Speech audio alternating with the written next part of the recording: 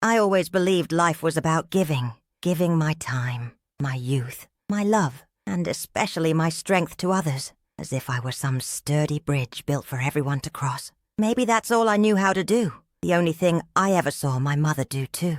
Now, at 65, my days begin in the same 2-bedroom apartment where I've lived for 40 years. The faded blue paint seems to peel a bit more every year. The living room window barely closes and rattles whenever the wind picks up, and that sound, lonely and tired, feels like the background music of my life. There are parts of myself I barely see anymore. A faded portrait of me at 20, hanging crooked in the hallway, looks like a stranger, her hair wild and eyes bright, someone who imagined herself somewhere else entirely. Instead, I became someone's wife, then someone's mother. The dream of studying at the university was put aside when Marcos was born. I told myself there would be another chance, but there never was. 3 sacrifices shaped who I am today, but rarely son falados. The first, leaving my studies to marry Jorge, thinking love would fill every gap. The second, working double shifts as a cleaner, always exhausted, saving every penny so Marcos and Jorge could have whatever they needed. The third, rejecting the only chance of companionship I had, Fernando, a gentleman from work who once waited under the rain to walk me home. I turned him away because I thought my place was beside my family. Duty above desire. That became my daily mantra. Duty above desire. Who would I be if I didn't? I didn't notice how the things I loved disappeared one a one. My books, my painting set, even my favorite mug. Always for the family. Always something more important. People say, that's what mothers do, right? You become invisible, blending into the walls. I told myself it was normal. After all, Marcos was thriving, Jorge had his job, and someone had to make things work. No one ever asked what I needed. I longed for small things. Quiet, a meal I didn't have to rush, someone to listen to my stories without checking the clock. Most days, I didn't even let myself feel the ache. We were never rich. And after Jorge died, I cut corners however I could. We survived, but only because I pinched every cent. Shopping at the market near closing, turning off the lights at 8, mending clothes until they fell apart in my hands. My pension covers the rent, but it's never quite enough for anything more than basics. Marcos, my son, sees me, I believe, as background. The woman who will always be there, ready with tea and answers, who understands his moods, his need for space, his big dreams. To the neighbors, I'm that reliable señora, quiet but helpful, the one who waters their plants when they travel, who keeps to herself. They don't know about the moments at dawn when I stare from the kitchen window and imagine life if I'd had just one selfish year to myself. Sometimes memories sneak up on me, especially in the quiet of the morning. There was a rainy afternoon, years ago, when Marcos came home crying from school, holding his broken toy truck. Jorge had just lost another job, and money was tight. But I stayed up all night sewing the truck back together and painting its wheels, because he loved that toy more than anything. I remember another time, near Christmas, when my neighbor offered me a ticket to a play I'd always dreamed of seeing. I declined because Marcos had a fever, and as I nursed him, I watched the ticket on the table until it was too late to go. Somewhere, I convinced myself these losses were love. I convinced myself I didn't mind. Over time, though, my apartment filled with the weight of all the things I let go. Books stacked in corners gathering dust, old photo albums growing heavier, even the table with a missing leg that I always said I'd fix, but never had time or energy for.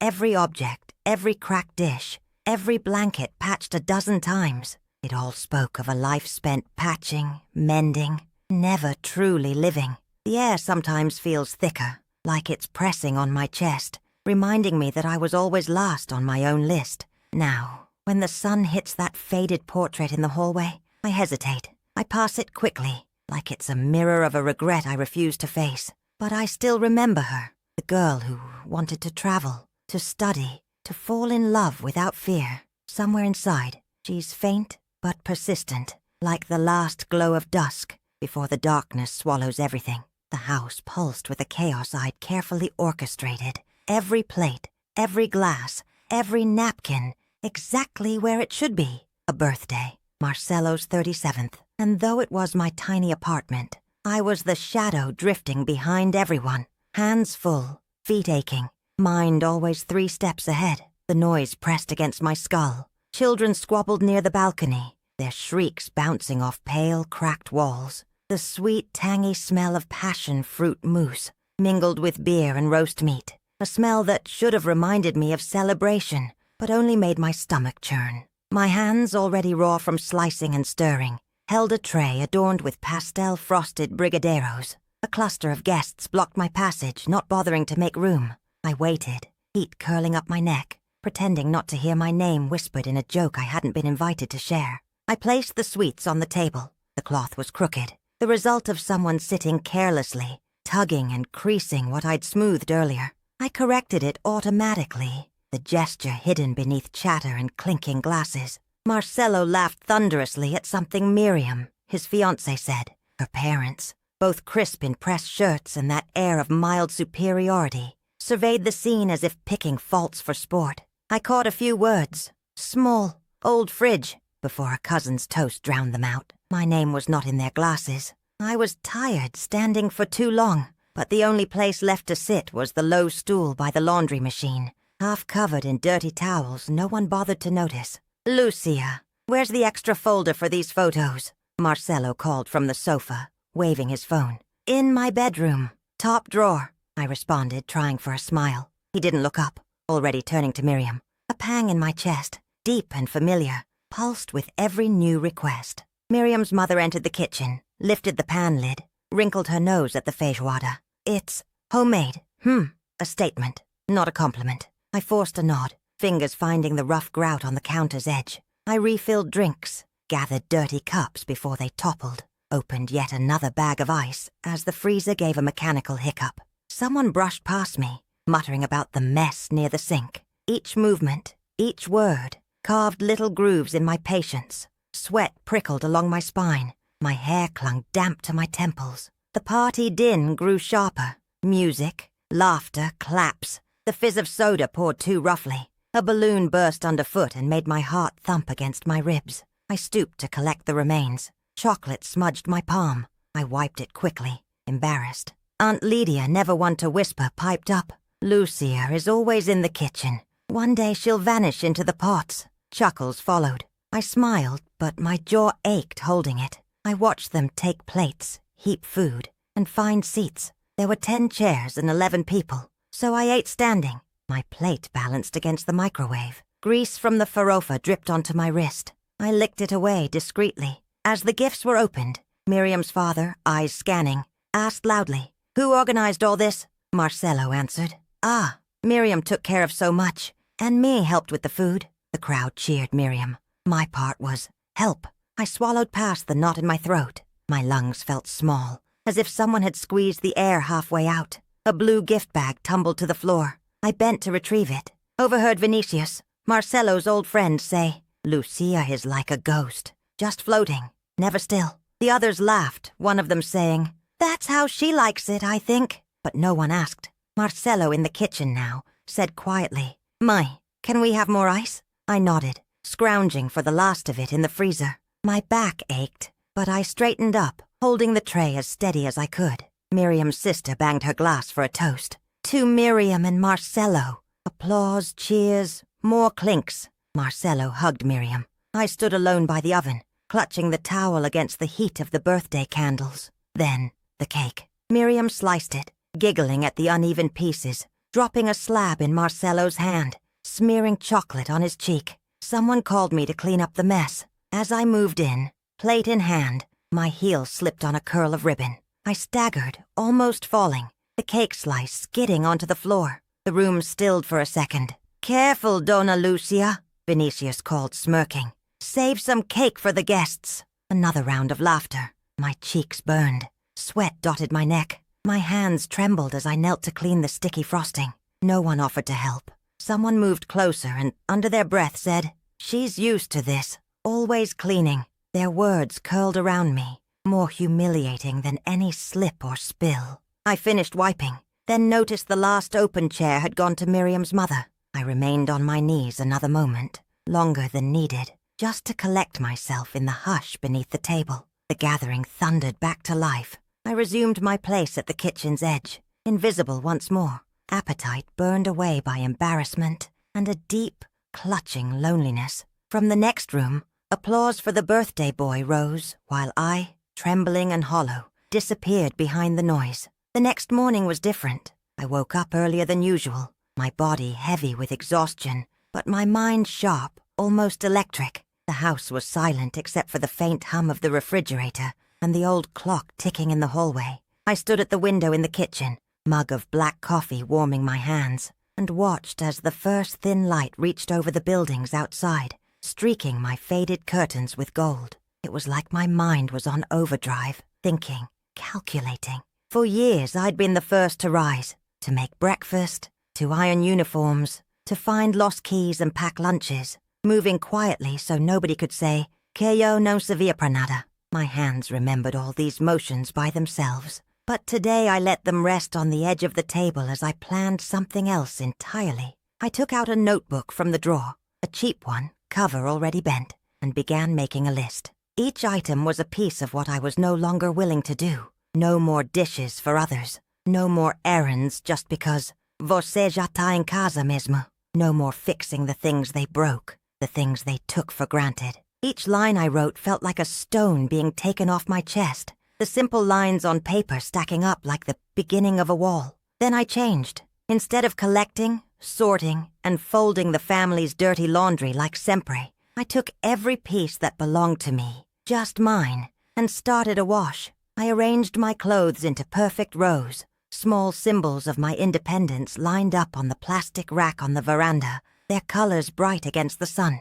I left the rest piled on the floor by the machine, not out of vinganza, but because it was not my responsibility, not anymore. While my fingers moved through my things, I remembered other mornings, the day after my son's birth, when I stayed up for 30 hours straight, and nobody thanked me. The weekend my mother-in-law visited and criticized how as blusas dele sempre ficam sem passar direito, and I just swallowed the words. Remembering now, I didn't feel small. I felt the current of something right burning in me, the quiet certainty that I didn't have que aceitar esse papel. When the others woke, there were complaints. My husband, confused. Cadê a camisa branca? My daughter, adolescent impatience. Mãe, minha calça de ginástica. They didn't see me at first, sitting calmly at the table, reading. It took a minute for them to notice the silence of the house, the lack of movement, of motherly bustling in the background. When they finally found the pile in the laundry room,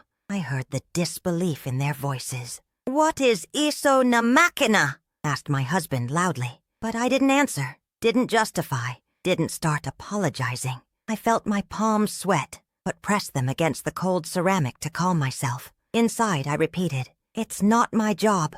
Not this time." There was silence, puzzled whispering between them. Then, for the first time in years, I looked each of them in the eyes when they entered the kitchen. I didn't offer an explanation or an excuse, only calm, only a small new space around myself. My symbol, my flag, was a blue blouse, simple and soft, that I washed and dried only for me. When I put it on, it was like putting on a shield.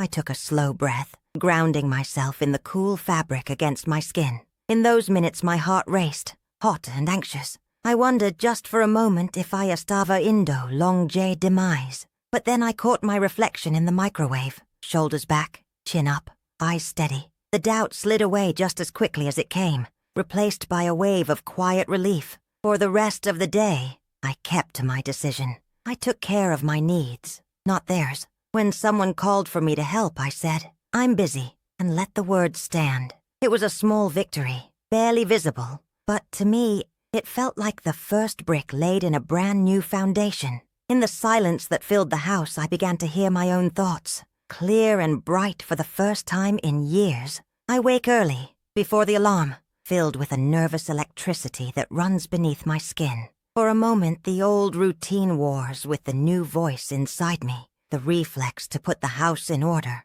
to check everyone's needs, to be invisible and necessary. But something fundamental has shifted. I lie there, listening to the slow creak of the pipes, the muffled traffic starting up outside, the soft sigh of wind against the windows. I feel the weight of all the mornings that began like this, with me lost in the needs of others. My body already folding into worry. My mind drifts. I remember years ago, carrying heavy groceries up 3 flights of stairs, pregnant and sweating, while Daniel watched television. Or the way Maria, my daughter, once called me her shadow, in front of friends and laughed, not seeing the sadness in my smile. Each memory is a stone, but I gather them all today and place them behind me. Without turning on the light, I cross the room and pull my old suitcase from under the bed. There's a hesitation before I unzip it, like a breath held too long. I touch every piece of clothing I own, feeling the texture and weight, discarding the ones that never truly belonged to me. Daniel's scratchy sweater, Maria's school scarf, the old birthday shirt I wore for every family dinner. Bit by bit, I pack only what is mine. I set aside one dress, the blue one with small white flowers, folding it slowly, remembering the last time que vesti para mí mesma, non para agradar. In the kitchen, the cold light slants onto the worn-out table with crumbs from last night's rushed dinner. I make coffee just for myself, strong and dark, and toast a slice of old bread. I eat in silence, tasting each bite, letting the warm mug linger in my hands. The clock ticks impatiently. Normally I would be running by now, collecting laundry, shouting reminders, double-checking lists. Instead, I stare out the window at the pale sky and let the time pass me by. I write a note. I need space. Don't call. Not coming back. The ink dries quickly. Words short and sharp, like a door closing. I go to the living room and finally confront the photo wall. Family trips, holidays, birthdays, all the smiling faces. My eyes linger on one photo. Myself, much younger, laughing on a windy beach. I was alone then, uncertain, but hopeful. I slowly, gently, slip the photo out of the frame and tuck it into my wallet. I put on my jacket, slipping the keys, the symbol of every responsibility, off the ring until only my owner left. My hands shake once, then steady. I walk out the door with my suitcase, closing it softly behind me. No ceremony, no performance, just the final quiet step. With every step down the stairs, my heart thuds, steady and insistent. Outside, the day is alive, children shouting at the bus stop, bread smells wafting from the corner bakery, a man hollering for his dog. The ordinary noise feels new and welcoming. I walk slowly, feeling the drag of the suitcase and the lightness inside me growing in quiet opposition. At the bank, I close the joint account. The teller asks if I'm certain. I nod. No more permission, no more waiting. I sign the papers with careful hands and watch as the last thread of financial dependence falls away. I pass the grocery store without entering. I don't need to plan anyone's dinner tonight. Instead, at a small cafe I've passed 1,000 times but never entered, I sit by the window with a coffee and a fresh pastry. No rush. I watch the world instead of being watched. People laughing, an old couple walking their dog, 2 teens fighting over a phone. The pastry is sweet, almost too sweet, but I finish it anyway. I allow myself a rare smile. Later, I walk to the library, my old refuge, and spend an hour wandering through the shelves. I choose a poetry book and sit in a sunny corner, letting the words settle into me. For the first time, I read for pleasure, not escape. By late afternoon, I make my way to a small pension I found online. A single room, pale yellow curtains, a rickety wardrobe. I meet the landlady, Donna Sida, who greets me with quiet approval.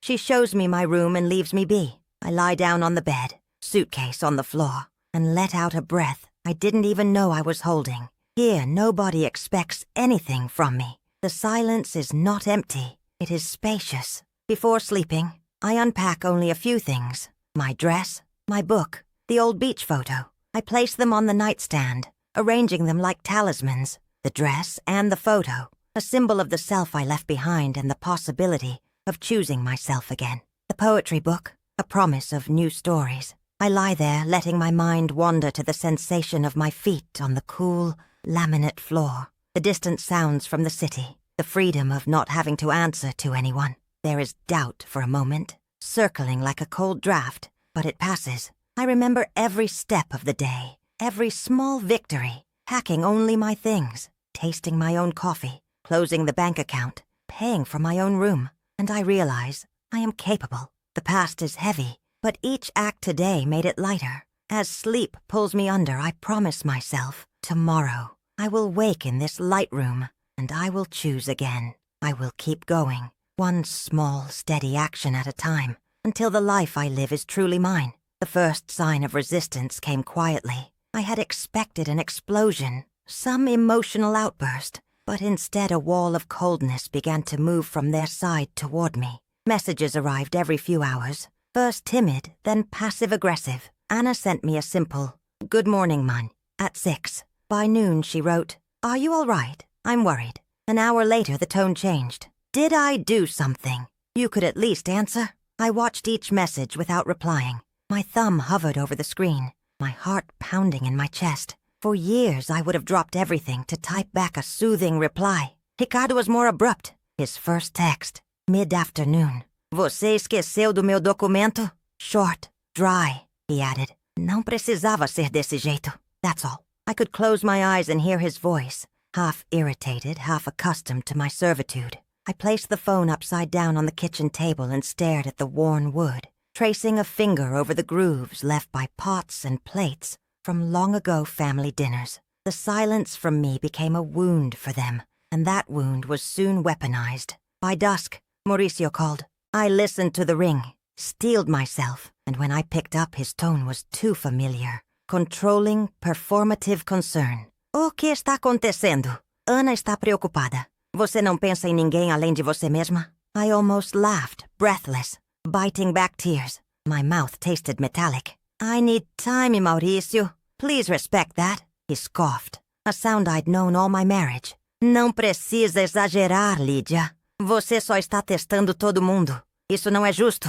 The call ended abruptly. I sat there, shoulders hunched, the kitchen light flickering above my head, yellow and cold. Sandra's reaction was more insistent. She called every evening. When I didn't answer, she sent voice messages. "Você sumiu, irmã. Não some assim. Pensa nos meninos, pensa em mim," she pleaded. Occasionally, her voice would harden. "Não sei o que está acontecendo com você, mas esse egoísmo não combina." It hurt. It was meant to hurt. I pressed my hands against my temples, wishing for silence, grappling with the urge to pick up the phone and apologize, but I didn't. One night, Sandra showed up at my door. She knocked softly first, then louder. "Lídia, abre, por favor." I saw her through the peephole, clutching her purse like a lifebuoy. My heart stuttered. I almost let her in, but backed away. After some minutes, her footsteps faded, and I felt both empowered and desolate. Over the next few days, I paid attention to the methods they used. Guilt, alarm, manipulation. Anna's voice messages alternated between worry and accusation.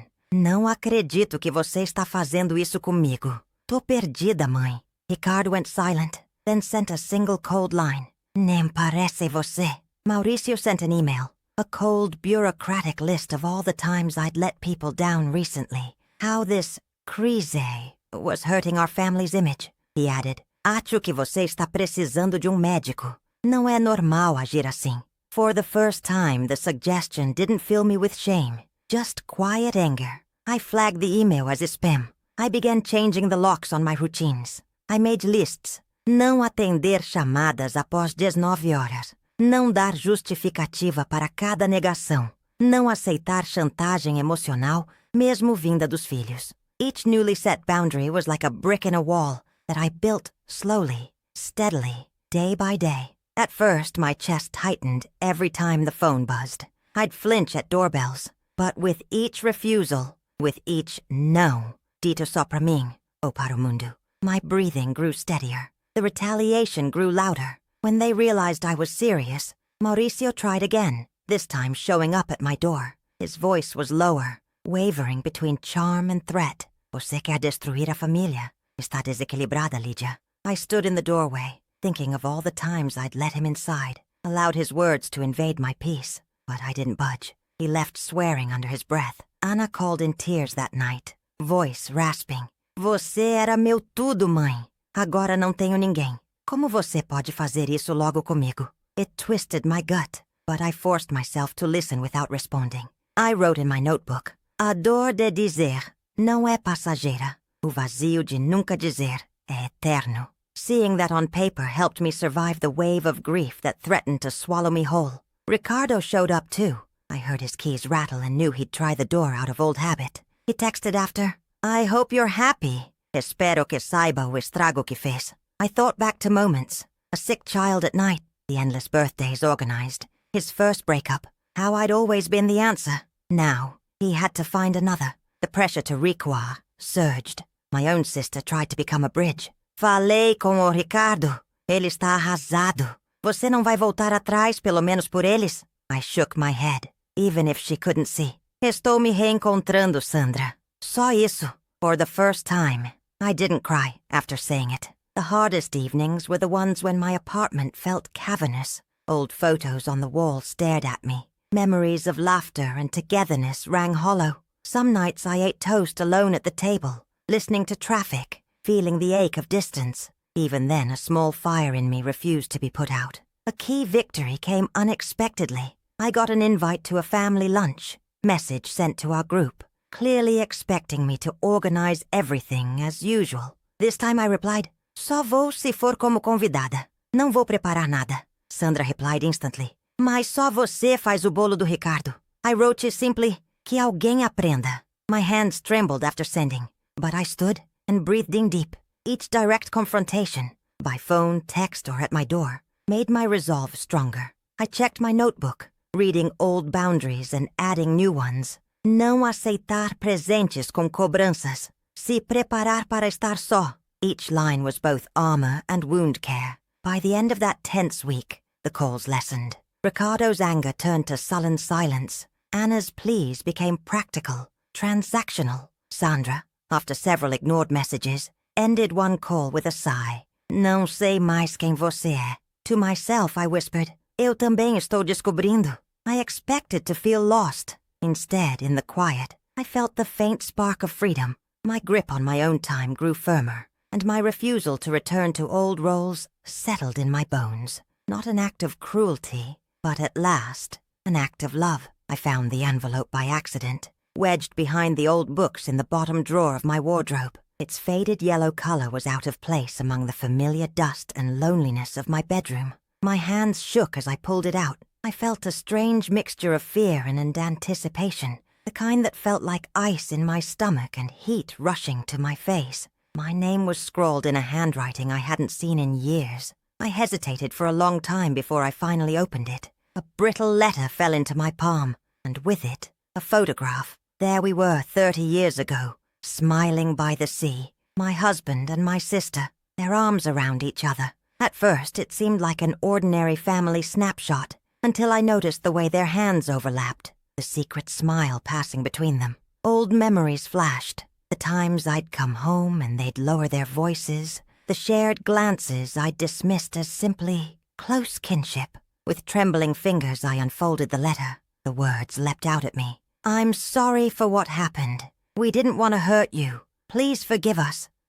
The signature at the bottom was my sister's, dated 25 years ago, right after she'd abruptly moved abroad and stopped speaking to both of us. So many pieces clicked into place at once. His coldness, her silence, the rift no one ever explained to me. My mind spun as I reread the lines, struggling to process everything. Anger was my first companion, hot and overwhelming. Then, just as quickly, a strange wave of relief, the feeling of something heavy, long embedded in my chest, dislodging, at last, the lies, the omissions, the years debaixo de mesmo teto como extraño. It hadn't all been my fault. I had not been stupid or unlovable. I had simply been betrayed. Sitting on the edge of my bed with the letter clutched in my hand, I let memory take over. I remembered the night my husband told me my sister had decided to start a new life far away, and I accepted it, too exhausted to question deeper. The way he dried my tears without looking me in the eye.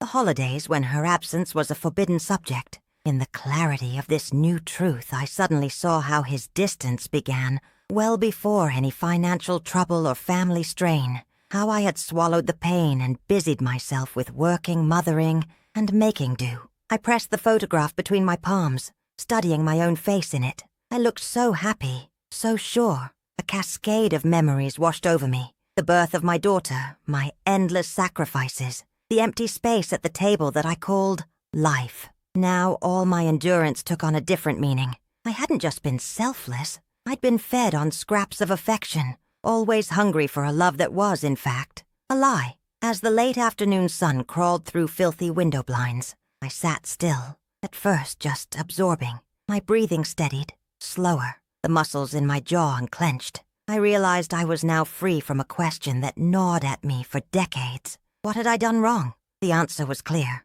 I had been deceived, not deficient. My thoughts became fierce, protective. This was not about despair anymore. My suffering, all these years, was the evidence of my strength, not a mark of shame. I stood up and opened the window, letting outside air flood in. The city noises below seemed sharper, the light less gray. Later that evening, I laid the photo and the letter on the kitchen table and sat across from them, as if confronting my past self. My shoulders uncurled. I ran my fingers over the curling edge of the photograph, remembering my own laughter, the way I loved both of them. For a moment, I grieved the loss of that innocence, but I also tasted the beginning of something else. Possibility, even hope. They had taken my trust, but they hadn't taken my essence. Slowly, I cleared the table. I placed the letter and photograph into a box. My box now, not a secret anymore. I would not use this truth for bitterness or revenge. I felt certain of that. Instead, I could see now. I had survived what was hidden from me, and my story would no longer be shaped by what others concealed. That night, insomnia found me, but it was a different beast. My thoughts wandered to my daughter, to the legacy I wanted to give her, of dignity, of honesty. I rehearsed explanations, imagined questions she might ask in the future, picturing how I would answer without shame. The room seemed less cramped. My new boundaries felt more honest, less about shutting doors, and more about finally building walls that protected, not imprisoned. By dawn, I decided the first small step I would take. I would gather whatever documents and memories remained. I would sift through the past, find what still belonged to me, and discard what did not. I would build a new narrative from the ruins. I would allow myself to remember without pain, and to plan without fear. For the first time in years, I felt as though I had the space to breathe. The secret didn't own me anymore. I owned the truth, and with it, my own future. When I rang the bell, my hand didn't tremble. The red paint on the front door was peeling, which I had never really noticed in years de entrando escendo. I pressed it again, firmer. My chest rose devagar, pesado, but there was no meadow, only a quiet fire. He opened the door with that mixture of arrogance and fake surprise he used when, as if I was making a scene about nothing. "You finally decided to aparecer?" he asked, voice flat. I stepped inside, sentindo aquele cheiro familiar, entre desinfetante barato and old linen. I didn't bother to answer. He closed the door with more força than precisava, like he wanted to me intimidate, or just emphasize who mandava. "I think we need to conversar," I said. My tone was firm but low. I held my bolsa in both hands, standing in the small living room. O tapete sujo, the old wooden table still with crumbs from breakfast. A home frozen in an old routine. "Now you want to talk? After tudo que você fez?" he responded, arms crossed. "Vai me dizer que está certa." He threw himself into the armchair, with that half-mocking grin. I didn't sit. I looked around the room, those photos on the wall, our life catalogued, but I'd disappeared from the frames long ago. I came to falar-sim, but not to pedir desculpas. My voice wouldn't shake, not that day. He smirked. "Claro, claro. Agora virou dona de si. Parabéns." There was poison in every word. "You don't get to simply sumir and aparecer como se nada." He gestured wildly. "How dare you?" I waited. The pounding of my heart was a drum, my firme a cada batida. I dare because I finally entendi. My hands were loose. My gaze didn't falter. "You taught me to desaparecer, para dar espaço, but your space only grew while I faded." "Eu cansei." He rolled his eyes. "Vai usar esse discurso de vítima agora? Depois de tudo? Quem sempre teve tudo foi você." "No," my reply, corta and firm. "I gave up dreams, trabalhos, amores, for you, for this family. You only noticed my hand when wasn't no café de manhã. You only called my name to pedir, never para ouvir." He got up, moving like he wanted to fill the room, block my way, intimidate. His eyes flashed anger. A kind of panic, too. That's what they're putting in your head now? You're doente, sabe disso? Está ouvindo influências ruins. Está desestabilizada. I let the silence grow between us, solid as a parede. Then quietly, I answered, for years I thought era loucura minha, that I needed to try harder, be better. But it was só conveniência sua. I let my breath go, feeling weight leaving my chest. His mouth curled in a sneer. So what now? You came to jogar tudo na minha cara? Quer aplauso? He pointed at me, finger trembling. Você acha que alguém vai te querer velha, cansada, ingrata desse jeito? I almost smiled, a tired, soft smile. That's not a threat anymore. And I'm not here for you to want me or no. I don't need your aceitação. Not anymore. My own voice felt strange to my ears. Livre. He sat again, this time almost desmoronando. His shoulders were hunched now. The room suddenly parecia too big for only him. You're being cruel. You don't vive sem essa casa. Você não sabe o que é enfrentar o mundo. I walked to the window. Sunlight bathed the old curtains in gold. I remembered that same light years ago, when I looked out with expectation, wondering if anyone would ever notice me. I already faced the world, every dia, esperando que você me olhasse. Now I see it better do lado de fora desta janela, I replied, spreading the curtains a little more, letting the fresh air fill the room. He stood, faltering. You'll come back. Vai ver. You'll see you need me. His voice shook for the first time, less bravado, more medo. No. I turned to him with gentle, unwavering conviction. I don't need to ask permission to exist. I exist despite you. I felt my spine grow. You can stay nesta prisão de orgulho, ou pode aprender a ficar só. Eu vou aprender a viver. A silêncio more profundo caiu. I walked to the door slowly, feeling my breath easy and my posture firm. For the first time in years, he murmured something I couldn't understand. Maybe a plea, maybe a curse. I left the house without looking back. I closed the gate behind me. The latch clicked, a sound of something finishing, definite. Light spread on the street, warming my face, and I kept walking, step after step, as if each footfall erased a thread pulling me back. That was the end. And finally, the real beginning. The first thing I do when I wake up is open the window wide. Outside, the world is already alive. Cars passing, voices blending into a gentle hum. A breeze brushes my face, and it smells clean, green, nothing like the musty rooms I left behind. I breathe it in, feeling my chest rise with something that has nothing of ver, with fear or falta. Just curiosity. This is my new home. The walls are a soft peach, the color I chose. There are 2 potted plants on the kitchen windowsill, both gifts to myself. Their leaves look tender, hopeful, still growing. I touch them gently as I pass to start the coffee. The familiar scent fills the space, blending with sunlight pooling on the small round table where I like to sit. Today, breakfast is a ritual. I slice bread slowly, watching crumbs scatter, spreading butter that melts right away. It's not luxurious, but it feels like plenty. After eating, I dress with care. Not for anyone else, just for me. A blue shirt, soft jeans, a pair of earrings I'd forgotten I owned. My skin still feels strange to my own hands, new, as if I'm meeting myself every day for the first time. As I brush my hair, I catch my own eye in the mirror and hold the gaze. There are lines there, and I touch them, not to erase, but as proof.